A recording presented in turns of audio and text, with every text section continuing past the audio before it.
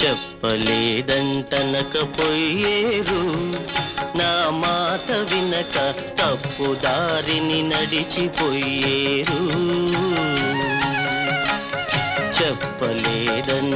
చెప్పలేదంటనకపోయేరు నా మాట వినక తప్పు దారిని నడిచిపోయేరు